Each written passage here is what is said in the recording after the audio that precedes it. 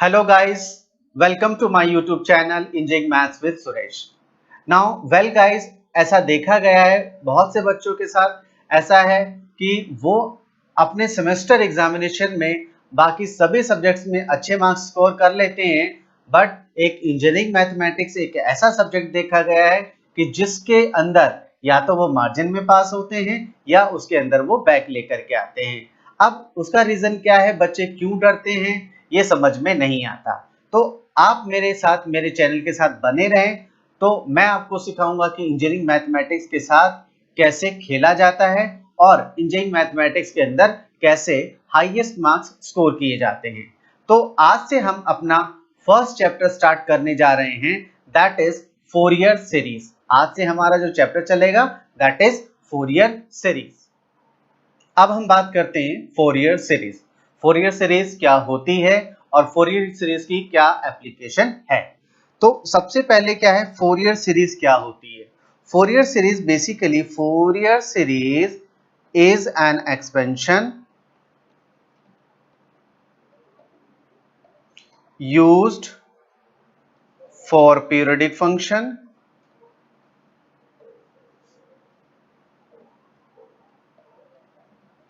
to expand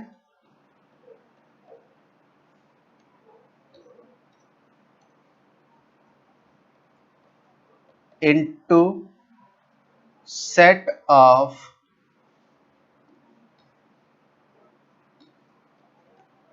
sum of set of simple oscillating function. Simple oscillating function. This is the basic definition of the Fourier series. Fourier series क्या है? Fourier series is basically a expansion. ये क्या है? एक expansion है। वो किसके लिए है? Use for periodic function to expand in sum of into sum of set of simple oscillating function। यानी कि ये हमारा क्या होता है कि जो हमारे पीरियोडिक फंक्शन होते हैं उनको ऑसिलेटिंग फंक्शन के सम्स के रूप में रिप्रेजेंट करना ही वो जो सीरीज बनकर के आती है उसी को ही हम फोरियर सीरीज कहते हैं। ठीक है, तो अब हम इसकी बात करते हैं एप्लीकेशन की। ये कहाँ इसकी एप्लीकेशन होती है। तो सबसे पहले एप्लीकेशन में है, first one is signal processing. Signal processing के अंदर फोरियर सीरीज यूज की जाती है। Second one is image processing. Image processing में भी फोरियर सीरीज यूज की जाती है। Third one is acoustics.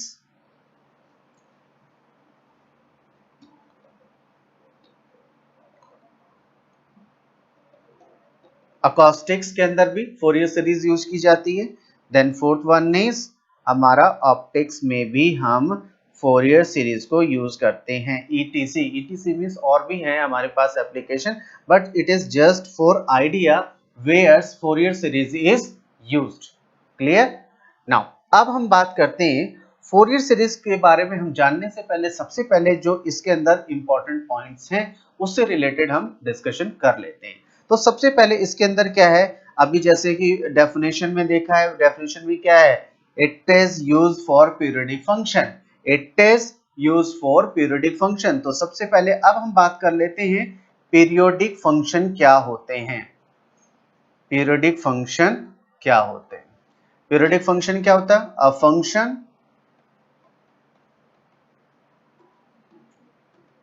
which repeats itself after some interval of time. After some interval of time, that is the periodic function. Periodic function कौन से होते हैं? A function, ऐसा function which repeat itself after some interval of time. जैसे कि एक example लेते हैं, जैसे कि सपोज करो एक साइन x प्लस 2 पाई, इसकी वैल्यू क्या होती है? इसकी वैल्यू होती है साइन x। अब साइन में ही हम x प्लस 4 पाई अगर हम कर देते हैं तो इसकी वैल्यू भी साइन एक्स होती है। क्लियर? नाउ उसके बाद third one is sine x plus 6 पाई अगर हम लेते हैं तो इसकी भी वैल्यू हमारी साइन एक्स होती है। अब इसके अंदर इसका मतलब क्या है?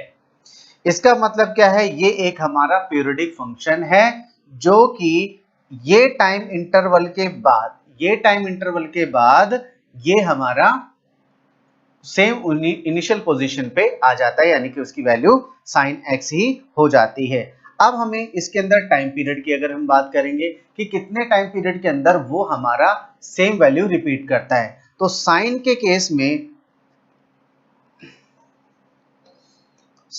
केस में क्या है कि साइन का जो टाइम पीरियड होता है, time period is equal to 2 pi, क्योंकि यहाँ 2 पाई है, यहाँ पर कितना है 4 पाई, यानी कि डिफरेंस कितना हुआ 2 पाई।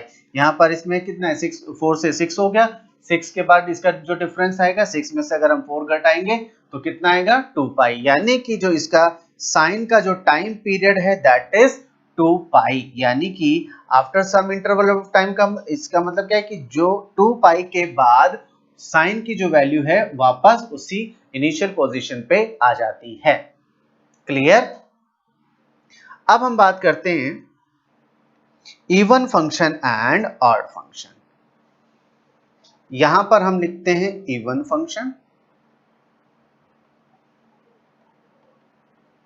और यहां पर हम लेते हैं odd function. Clear? Even function and odd function. अब यहां पर आप थोड़ा सा ध्यान रखें, इवन फंक्शन को मैं प्लस से रिप्रेजेंट करूंगा,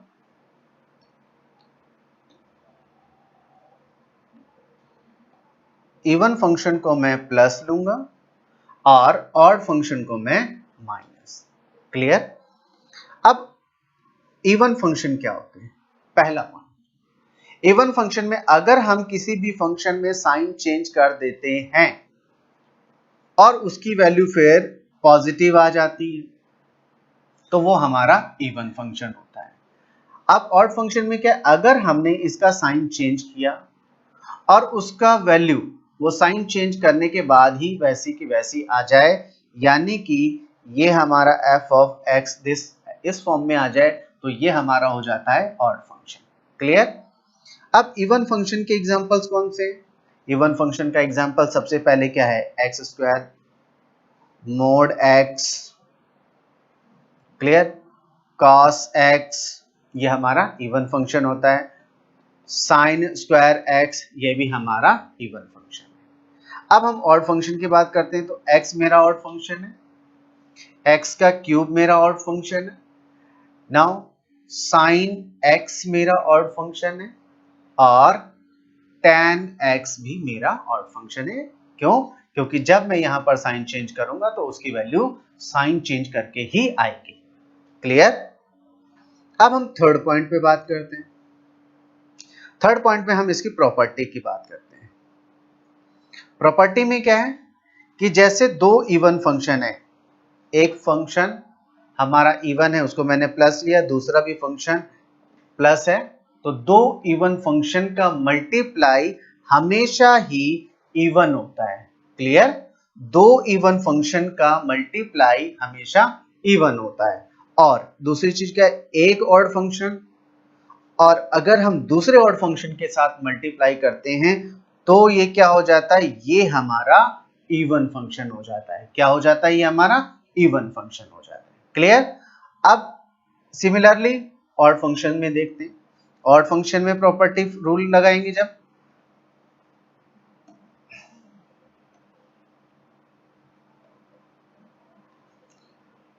एक फंक्शन आपका इवन फंक्शन है, फिर मल्टीप्लाई कर रहे हैं दूसरे ऑड फंक्शन के साथ, तो ये क्या हो जाएगा, ये हमेशा ऑड फंक्शन ही आता है। क्लियर? दूसरा, अगर एक ऑड फंक्शन को इवन फंक्शन के साथ मल्टीप्लाई करते हैं तब भी ये हमारा ऑड फंक्शन रहता है। तो ये आप याद रखेंगे कि जब भी दो हम, एक ये और एक ये भी आपका मोस्ट इंपॉर्टेंट है कि जब हम दो इवन फंक्शन को मल्टीप्लाई करते हैं तो उनका जो रिजल्ट आता है वो भी हमारा इवन फंक्शन ही होता है। और दो हम ऑड फंक्शंस को जब हम मल्टीप्लाई करते हैं तो उनका जो रिजल्ट आता है वो इवन फंक्शन ही आता है। सिमिलरली अब हम ऑड फंक्शन की तरफ बात करते हैं। और ऑड फंक्शन में क्या है, जब हम दो यानी कि एक उसके अंदर इवन फंक्शन हो और दूसरा हमारा ऑड फंक्शन हो और दोनों को ही हम जब मल्टीप्लाई करेंगे तो उनका जो रिजल्ट होगा वो ऑड होगा। ठीक है। सिमिलरली नेक्स्ट जो रूल है वो भी यही है कि अगर हम एक ऑड फंक्शन को इवन फंक्शन के साथ मल्टीप्लाई करते हैं तो उसका रिजल्ट भी हमेशा ऑड ही आता है। क्लियर। और लास्ट बट मोस्ट इंपॉर्टेंट, इसके अंदर क्या है, अगर किसी का इंटीग्रेशन -a to a है in case of even function और यहां पर x f of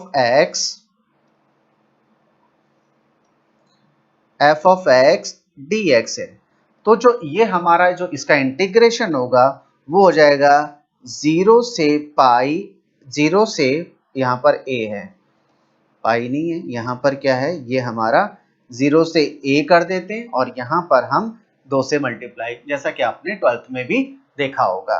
तो ये हमारा क्या हो जाएगा, f of x dx। Clear.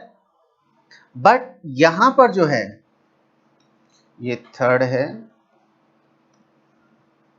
और ये फोर्थ, बट यहां पर जो है अगर एक -a to a है और इसका इवन और ऑड फंक्शन है तो इसका जो हमेशा जो इंटीग्रेशन आएगा वो 0 होगा। ठीक है। कहने का मतलब क्या है कि अगर आप यहां पर x sin x dx इसको इंटीग्रेट करोगे -पाई से पाई के बीच में तो इसका जो इंटीग्रेशन आएगा, अब यहां पर देखेंगे कि ये क्या है हमारा, ये माइनस है, ये माइनस है, तो इन दोनों का रिजल्ट क्या हो जाता है, प्लस, यानी कि और इवन फंक्शन। तो इवन फंक्शन का इंटीग्रेशन क्या हो जाएगा, 0 से पाई और 2 से जब यहां पर मल्टीप्लाई कर देंगे और यहां पर x sin x dx। Clear.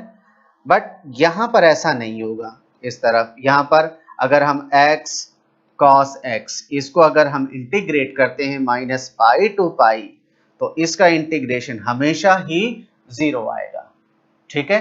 I hope ये पॉइंट समझ में आया होगा कि इवन फंक्शन और ऑड फंक्शन क्या होते हैं। मैं फिर से रिपीट कर देता हूं, इवन फंक्शन को हमने प्लस लिया और ऑड फंक्शन को हमने माइनस कंसीडर किया। क्लियर। नाउ इसका फर्स्ट पॉइंट है कि जब भी अगर हम फंक्शन का कोई साइन चेंज करते हैं तो उसका रिजल्ट अगर साइन चेंज करने के बाद आता है, यानी कि वो अगर हमने माइनस लिया है तो वो प्लस आ जाता है, तो वो हमारा हमेशा इवन फंक्शन होगा। और अगर हमने साइन चेंज किया यानी कि माइनस लिया और उसका जो रिजल्ट है वो भी माइनस में आया, इट मींस वो हमारा ऑड फंक्शन है। तो दूसरा क्या है, ये हमारे कुछ इवन फंक्शन के एग्जांपल्स हैं, जैसे कि x², mod x, cos x, sin square x। और इसके अंदर क्या है, इसके अंदर ये इसका दूसरा ये एग्जांपल है x, x का cube, sin x, tan x, ये हमारे ऑड फंक्शन के एग्जांपल्स हैं। क्लियर। नाउ अब इसके बाद हमने प्रॉपर्टी का डिस्कशन किया। प्रॉपर्टी में क्या है कि एक अगर इवन फंक्शन को अगर हम इवन फंक्शन के साथ मल्टीप्लाई करते हैं तो उसका जो रिजल्ट आएगा वो भी इवन ही आता है। क्लियर। यानी कि वो इवन फंक्शन ही होता है। अगर हम दो ऑड फंक्शन को मल्टीप्लाई करते हैं तो वो हमारा जो फंक्शन रिजल्ट का जो रिजल्ट आएगा, यानी कि वो जो फंक्शन होगा वो हमारा इवन फंक्शन होगा। क्लियर। अब इस तरफ देखेंगे ऑड फंक्शन में, तो इसमें क्या है कि इसके अंदर अगर हम एक ऑड फंक्शन दूसरे इवन फंक्शन को मल्टीप्लाई करते हैं तो रिजल्ट हमेशा ही इवन फंक्शन ही होता है, सॉरी ऑड फंक्शन ही होता है। क्लियर। अब बात करते हैं, जैसे कि ये है, इसके अंदर -a to a f of x dx इसका जो इंटीग्रेशन होगा किस केस में, in case of even function only. तो इसके अंदर क्या 0 to a और ये 2 से मल्टीप्लाई कर देंगे f of x dx, ये आ जाएगा। बट ऑड फंक्शन में ऐसा नहीं होता है। ऑड फंक्शन में -a to a अगर लिमिट है और f of x dx कुछ दे रखा है, तो अगर यहाँ पर जो फंक्शन है वो ऑड फंक्शन है तो उसका हमेशा उसका जो रिजल्ट है यानी कि जो इंटीग्रेशन है वो हमेशा ही 0 आता है। क्लियर। अब हम बात करते हैं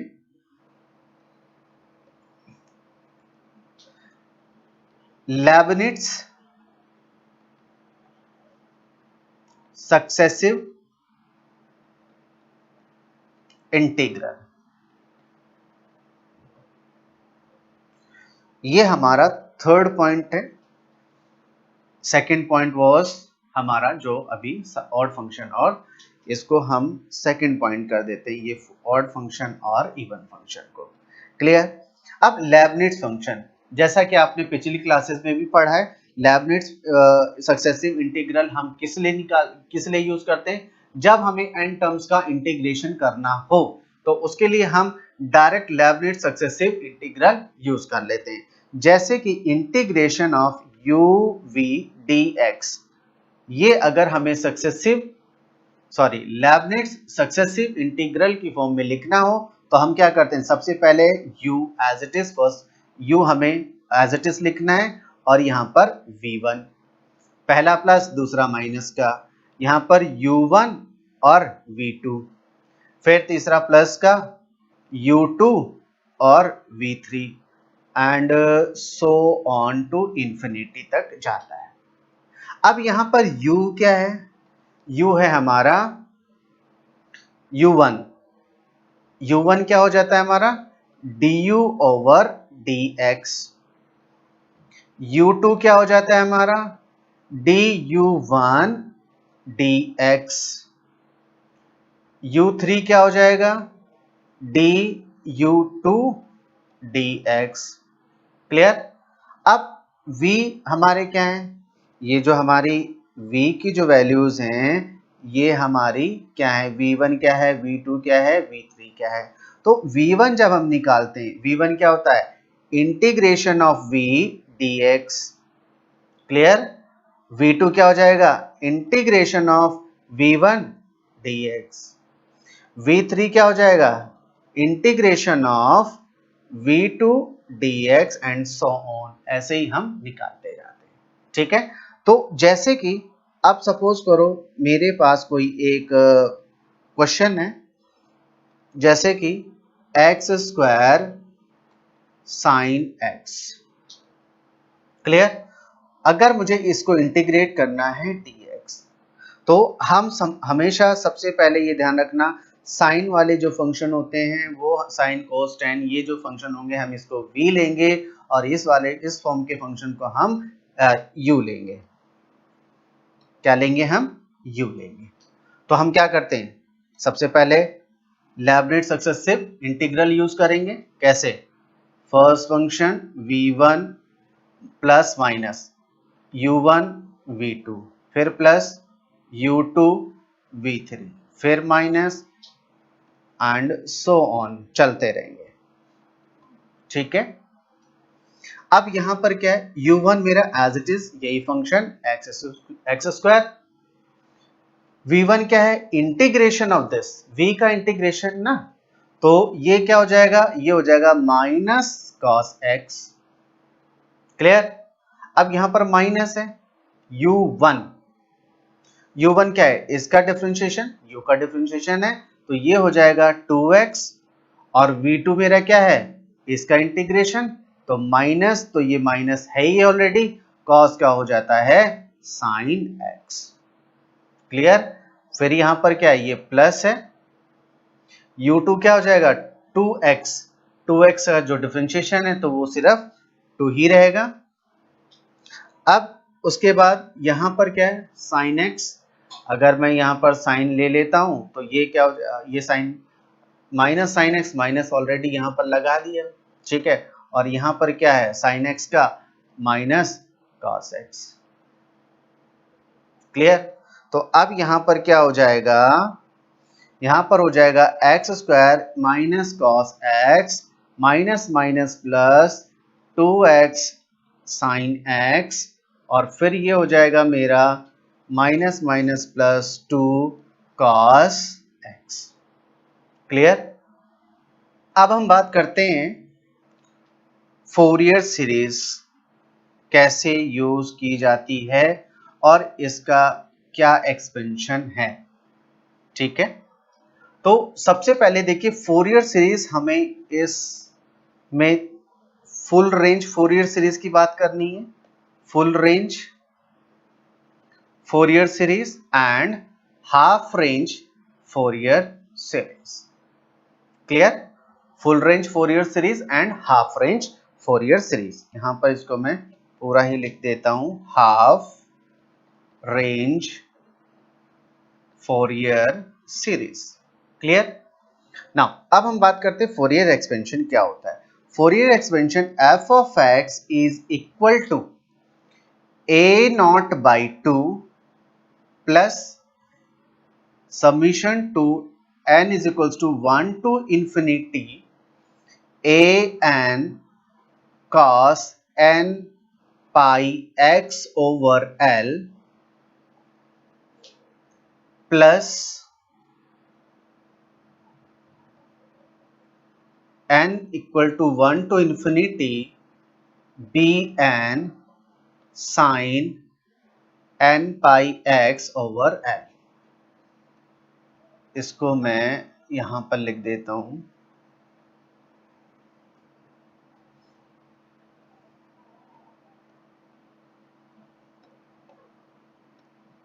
plus n equal to 1 to infinity b n sin n pi x over L. ये कब है? जब हमें लिमिट L की टर्म्स में गिवन हो. Limit in terms of when limit is given in terms of L. But अगर L की टर्म्स में नहीं दे रखा है तो हम इसको ऐसे भी लिख सकते हैं, a naught by 2 plus summation to n equals to 1 to infinity a n cos n x dx cos n x dx नहीं आएगा, plus this n equal to 1 to infinity b n cos sin n x. Clear? और इसको और अगर हम simplified वे में लिखें तो ये क्या हो जाएगा हमारा, a naught by 2 plus a1 cos x plus a2 cos 2x plus a3 cos 3x. ये कब है? जब हम n की वैल्यू इसके अंदर पुट करते हैं. कब है? जब हम n की वैल्यू हम इसके अंदर पुट करते हैं. देन उसके बाद क्या है? उसके बाद है फिर plus b1 sin x plus b2 sin 2x and so on. Clear? तो अब यहां पर a नॉट आपने देखा, a नॉट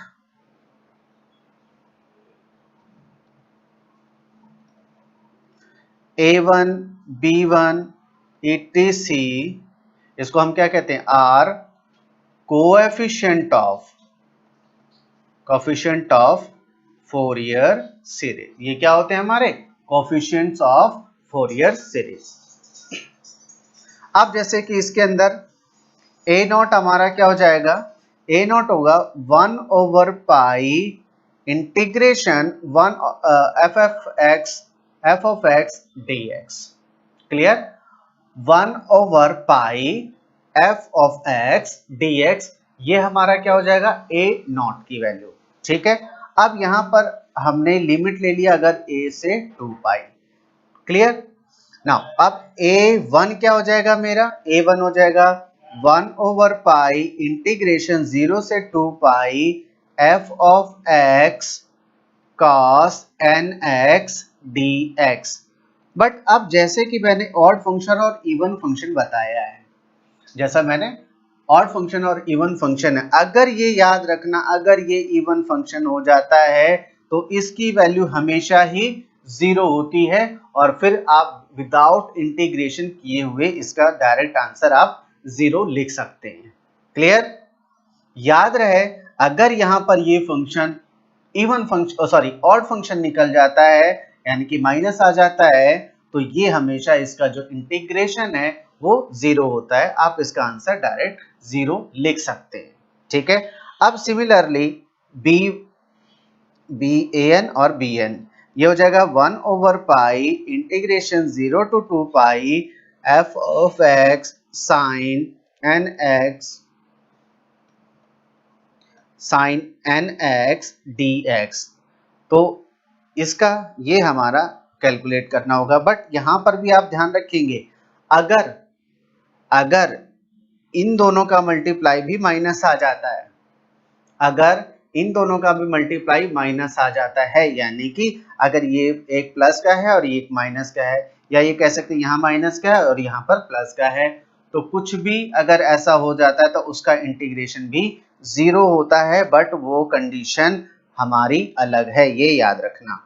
वो जब कंडीशन आएगी उसी के अकॉर्डिंग ही 0 होगा, वैसे नहीं 0 कर देना। वैसे तो आप इसके अंदर वैल्यू रखेंगे, देन उसके बाद उसका इंटीग्रेशन सॉल्व करेंगे। कैसे इंटीग्रेशन सॉल्व करेंगे?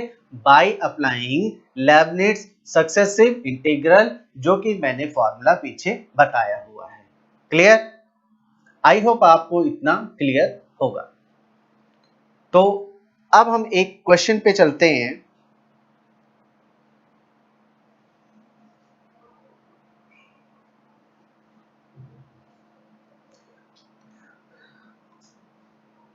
क्वेश्चन है, हमें एफ ऑफ एक्स जो दे रखा है दैट इज एक्स, और इसकी जो लिमिट दे रखी है वो 0 to 2 पाई गिवन है। 0 to 2 पाई गिवन है। क्लियर? तो मुझे क्या करना है, ये क्वेश्चन है expand Fourier series F of X equal to X, जिसकी लिमिट है 0 से 2 पाई। तो एज यू नो, सबसे पहले हम क्या करते हैं, as we know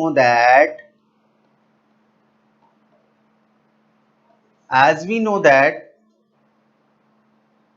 Fourier series अगर हम लिखते हैं F of X is equal to A naught by 2 plus this summation n equals to 1 to infinity A N cos nx plus this summation n equal to 1 to infinity bn sin nx। Clear? तो अब इसके अंदर आप देख रहे होंगे कि हमें क्या करना है, हमें करना है a नॉट की वैल्यू क्या है, a n की वैल्यू क्या है, और b n की वैल्यू क्या है। क्लियर? तो अब हम 1 बाई 1 इन सभी कोएफिशिएंट्स की वैल्यू निकालते हैं। तो सबसे पहले क्या है, ए नॉट। ए नॉट का फॉर्मूला क्या होता है, 1 over pi integration 0 to 2 pi F of x dx। Clear? तो अब हमारे पास जो फंक्शन है, फंक्शन क्या दे रखा है, F of X is equals to X. तो अब मैं यहां पर क्या करूंगा, यहां पर वैल्यू रखूंगा 1 over pi integration 0 to 2 pi F of x की जगह मेरा है एक्स dx। क्लियर? तो अब इसको इंटीग्रेट करूंगा 1 ओवर पाई इंटीग्रेशन एक्स का इंटीग्रेशन क्या हो जाएगा, एक्स स्क्वायर बाई 2। तो अब इसकी लिमिट है 0 से 2 पाई। क्लियर? तो अपर लिमिट जब रखेंगे तो 1 ओवर पाई, यहां पर क्या हो जाएगा 4 pi square divided by 2। Clear? तो अब 2 1 जा 2, 2 2 जा 4, और ये स्क्वायर पाई पाई कट गया, यानी कि ये जो आएगा वो आपका आएगा 2 पाई। क्या आएगा आपका, ये 2 पाई। क्लियर? नाउ अब हम निकालते हैं ए एन का फॉर्मूला क्या है, 1 over pi 0 to 2 pi integration 0 to 2 pi limit F of X cos nx dx। Right ना? तो अब यहां पर 1 over pi as it is, 0 to pi 2 pi ये भी as it is, F of X मेरा क्या है, x cos nx dx। But अब देखिए x मेरा क्या है, x मेरा है ऑड फंक्शन, cos nx मेरा क्या है, इवन फंक्शन, और इन दोनों का मल्टीप्लाई क्या आएगा, माइनस ना, यानी कि ऑड फंक्शन। और ऑड फंक्शन का इंटीग्रेशन हमेशा 0 होता है, इसको कैलकुलेट करने की भी जरूरत नहीं है। क्लियर?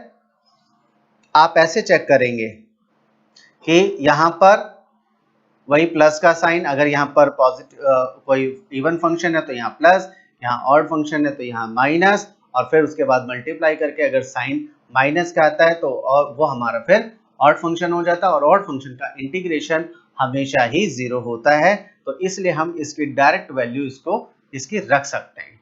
क्लियर? अब हम बात करते हैं bn की। bn क्या है? bn है 1/पाई 0 to 2 pi f of x sin nx dx। Clear ना? तो अब यहां पर इसकी वैल्यू रखेंगे 1/पाई as it is, integration 0 to 2 pi, f of x मेरा क्या है, x sin nx dx। अब यहां भी हम चेक करेंगे कि ये हमारा फंक्शन कौन सा है। ये हमारा माइनस, क्योंकि ये हमारा ऑड फंक्शन है, ये हमारा क्या है, ये भी हमारा ऑड फंक्शन है माइनस, और इन दोनों के जब हम मल्टीप्लाई करेंगे तो प्लस, यानी कि इवन फंक्शन आता है, और इवन फंक्शन का हम इंटीग्रेशन सॉल्व करते हैं। क्लियर? नाउ अब इसके अंदर हम क्या करेंगे, ये x है, तो अब मैं क्या करता हूं, इसको मैंने क्या किया, इस वाले फंक्शन को u और इस वाले फंक्शन को v। क्लियर? तो क्या होता है इसका formula, by Leibnitz, u v1 minus u1 v2 plus u2 v3 and so on. Clear? तो अब यहां पर क्या है, यहां पर u as it is, v1 sin nx का इंटीग्रेशन, sin nx का इंटीग्रेशन होता है minus cos nx by n। Clear? उसके बाद साइन क्या है मेरा, माइनस का है, u1 यानी कि इसका x का डिफरेंशिएशन होता है 1। अब u2 क्या होता है मेरा, इसका इंटीग्रेशन, यानी कि जो v1 आया था उसका इंटीग्रेशन, तो इसका इंटीग्रेशन माइनस साइन तो ऑलरेडी है ही है, cos nx का क्या हो जाएगा, sin nx। क्लियर? और यहां पर जो ये n है और यहां भी एक n है, तो यहां पर आ जाएगा n स्क्वायर। क्लियर? तो अब ये हम इस पे लिमिट लगा देते हैं। ये हमारी लिमिट क्या है, 0 से 2 पाई। बट इससे पहले हमारे और भी फंक्शंस थे। इससे पहले हमारा क्या था, हमारा था 1/पाई। क्या था हमारा, 1/पाई। क्लियर? अब देखिए, अब इसको सबसे पहले मैं सिंप्लीफाई करता हूं, x इससे मल्टीप्लाई करेंगे तो ये हो जाएगा minus x cos nx by n, और इधर क्या हो जाएगा, minus minus plus,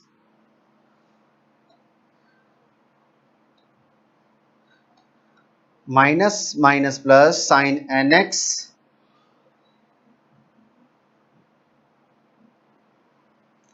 sin nx over n square,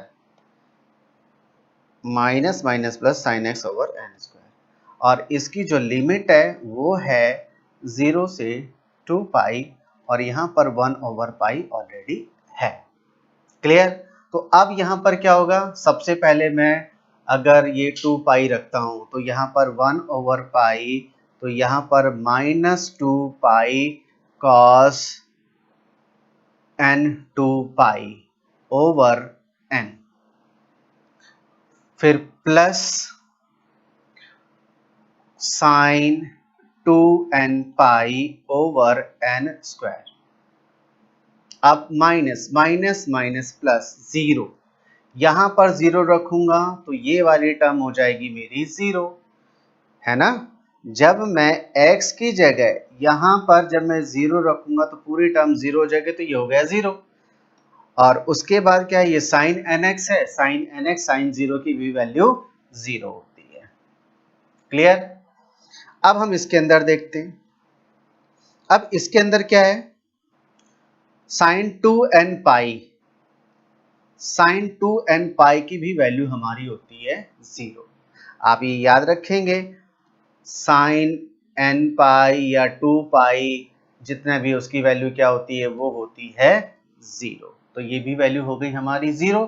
तो अब हमारे पास सिर्फ बचा 1 over pi minus 2 pi cos 2n pi over n। Clear? But याद रखना,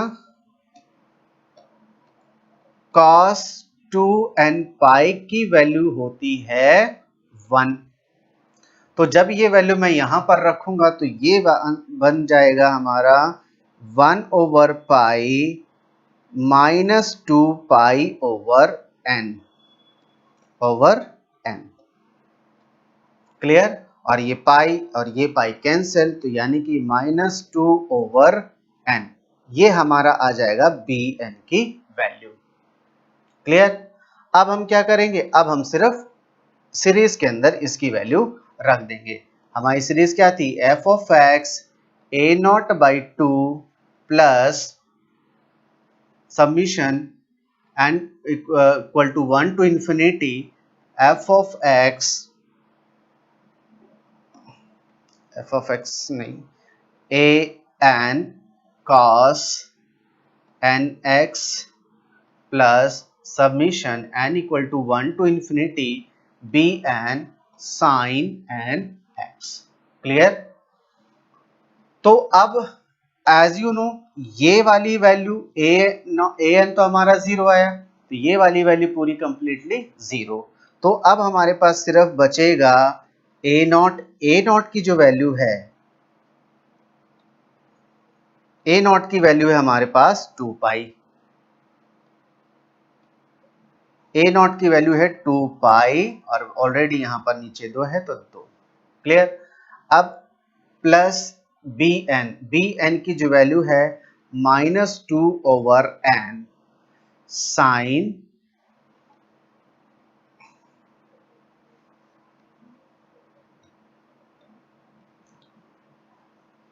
n equal to 1 to infinity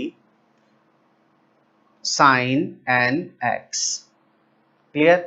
तो अब हम क्या करेंगे, ये और ये कैंसिल, और यहां पर हुआ 5, -2 मैं कॉमन ले लेता हूं, और यहां पर क्या बचेगा, यहां पर साइन अगर मैं 1 रखता हूं तो साइन x ही रहेगा डिवाइडेड बाई 1। उसके बाद फिर प्लस साइन यहां पर 2 रखूंगा, साइन 2x डिवाइडेड बाई 2, और यहां पर अगर मैं n की जगह 3 रखूंगा तो sine 3x by 3 and so on. तो ये हमारी फोरियर सीरीज हो जाती है जो कि हमने सॉल्व की। क्लियर? आई होप आपको ये समझ में आया होगा। तो इस फोरियर सीरीज को सॉल्व करने के लिए आपको कुछ बातों को ध्यान में रखना है। सबसे पहले मेन इंपॉर्टेंट है कि वो फंक्शन इवन है या ऑड है। ठीक है? नाउ सेकंड, लेबनिट्ज सक्सेसिव इंटीग्रल का फॉर्मूला आपको याद रखना है। थर्ड, जो हमारे कोएफिशिएंट्स हैं, फोरियर सीरीज के जो कोएफिशिएंट्स हैं, वो आपको याद रखना है कि उनका फॉर्मूला क्या है, और फिर आपको इंटीग्रेशन, सिंपल इंटीग्रेशन आनी चाहिए और आप इसको इजीली सॉल्व कर पाएंगे। क्लियर? आई होप आपको ये वीडियो अच्छा लगा होगा और आपका जो फोरियर सीरीज से रिलेटेड जो भी डाउट है वो क्लियर भी हुआ होगा। तो अगर आपको ये वीडियो अच्छा लगा तो आप इसको लाइक, शेयर और सब्सक्राइब करना ना भूलें। आज के लिए इतना ही।